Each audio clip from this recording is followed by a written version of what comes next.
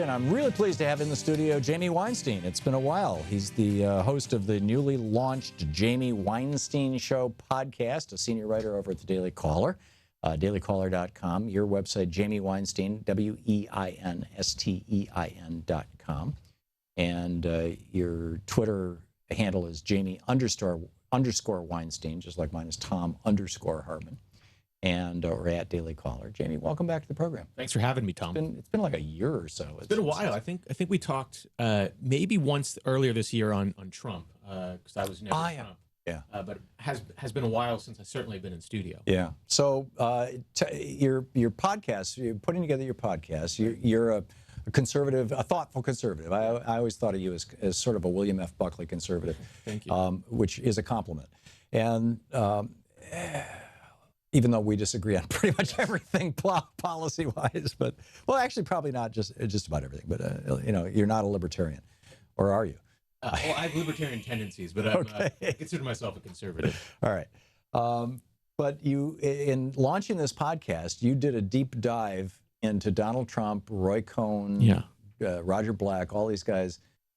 Tell us about your experience. What have you learned about Donald Trump from you know, your first week of podcasting with some of his closest friends? Yeah, so the theme of the podcast is kind of twofold. One is current events, and one is to try to learn from successful people, whether it's in politics, media, and business, their careers and how they got to where they are. So it's a long-form podcast, and about an hour long. But the theme, I think, going up to Election Day, or one of the themes that's emerging from some of my interviews is I want to see two things when we talk about current events in politics. A lot of these people know Donald Trump and Hillary Clinton, or Donald Trump or Hillary Clinton. So I want to see their personal experiences with them, if we can get a window inside these candidates from people who've actually dealt with them personally. But as you mentioned, the other thing that I'm asking a lot of people, and so far, two of my four guests that will be on, one on Monday, but this week as well, have known Roy Cohn. And I don't think you can really understand Donald Trump, the political person, without understanding Roy Cohn, who really introduced him to politics. And Donald Trump met in the 1970s. And Roy Cohn, if I could just back up a little bit, Roy Cohn was the guy who was at the right arm of Joe McCarthy. Joe McCarthy and Bobby Kennedy. Yeah. I mean, there's a really interesting nexus here. But anyhow, back. And then Roy Cohn goes to New York, and after his time with the Army McCarthy hearings, and becomes this kind of power broker for in the city generally, but also with a lot of the most unsavory figures of the city. He, mafia dons go to Roy Cohn. Roy Cohn gets things done. You might call him immoral. I probably would say he's amoral. It's not that he's actually actively trying to do maybe immoral things. He doesn't care so much of what he's doing as long as he gets it done. And for instance, we talked to Alan Dershowitz, who says that he loathed Roy Cohn, but he developed a relationship with him around a case that they happen to both have some kind of tie to. And Roy Cohn ended up liking Alan Dershowitz. And Alan Dershowitz said things along the lines of, Roy Cohn admitted to me that he planted stuff on the Rosenbergs, not because he was trying to frame them. He says he knew they were guilty, but he didn't think the evidence was strong enough to get them, so he planted evidence on them to make it clear. Again, the Rosenbergs, Ethel and what was her husband's name? Julius. Yeah. Julius, that's right. Julius Rosenberg were executed for being spies for Russia or for the Soviet Union back in the day, and Roy Cohn prosecuted that. Yeah.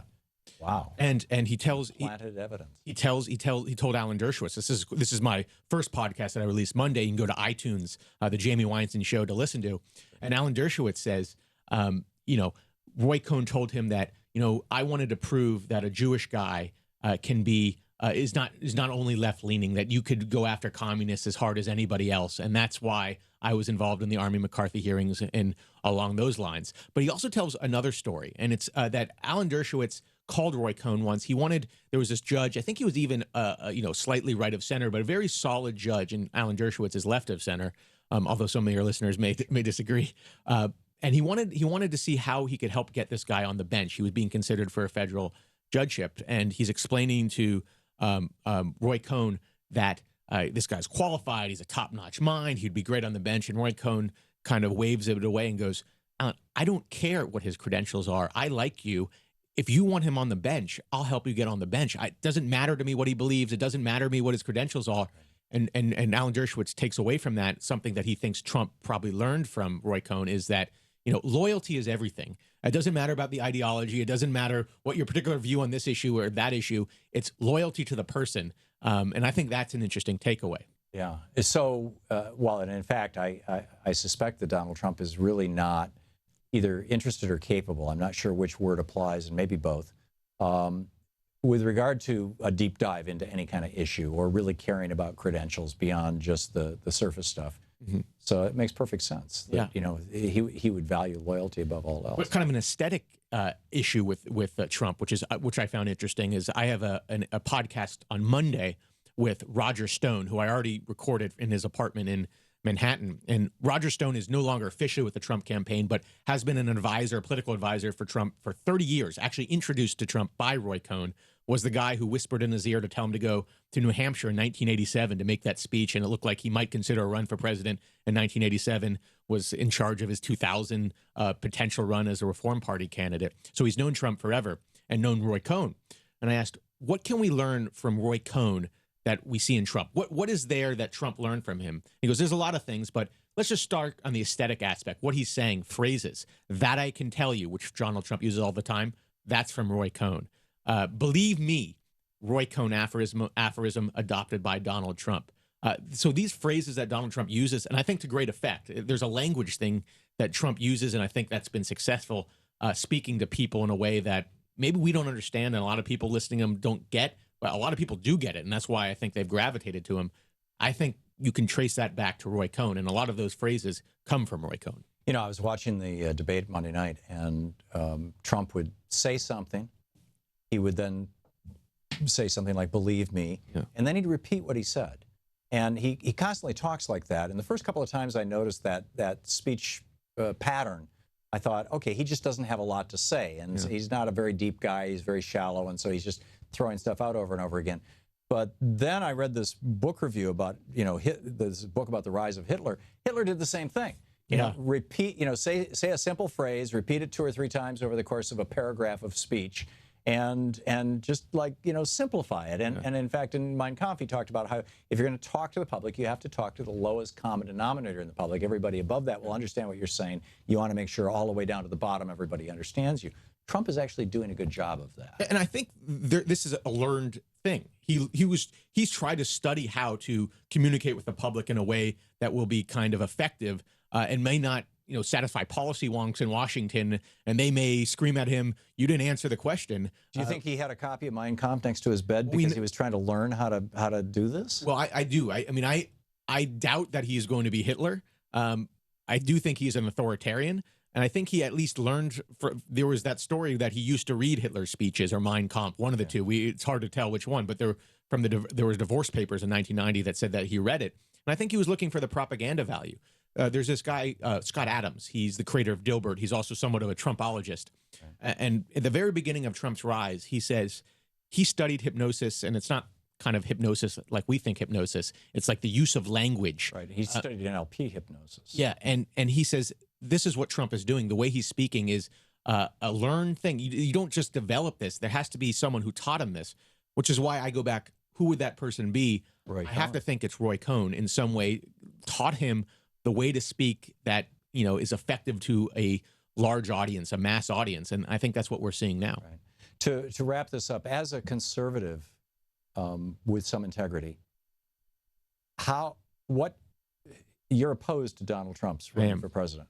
What do you think it would mean if Donald Trump became president? Well, I think, George Will has a column today, and I've agreed with this for a long time. I think it means a couple things. One is the end of the conservative movement as we know it. If Donald Trump becomes the embodiment of what conservatism is, the conservatism that William F. Buckley issued in 1955 with the 1950s with the National Review, we're confined to K Street. That's done if Donald Trump is the face of that. So merely on a conservative movement level, it's destroyed. I also worry for what it means for America, someone with authoritarian tendencies like that, which is not to say I think Hillary Clinton would be a very good thing for America. I'm just worried that Donald Trump is a type of figure we haven't seen in this country, certainly in my lifetime, maybe in any of our lifetimes. Yeah, I agree. Maybe Andrew Jackson or but even the historical, none of them Yeah. You have to go back far to think of a parallel. Yeah, and they're pretty weird parallels with that. So Jamie Weinstein, he's the host of the newly launched Jamie Weinstein podcast, also senior writer over at the Daily Caller, where you've been for a number of years. Long time. It's been 6 years since you and I first met. JamieWeinstein.com, WEINSTEIN.com is the website. You can tweet him at Jamie_Weinstein. Jamie, always nice talking to you. Thank you. Great talking with you. Thanks for dropping by. And good luck with the podcast. Appreciate it. Thank you. We'll be back.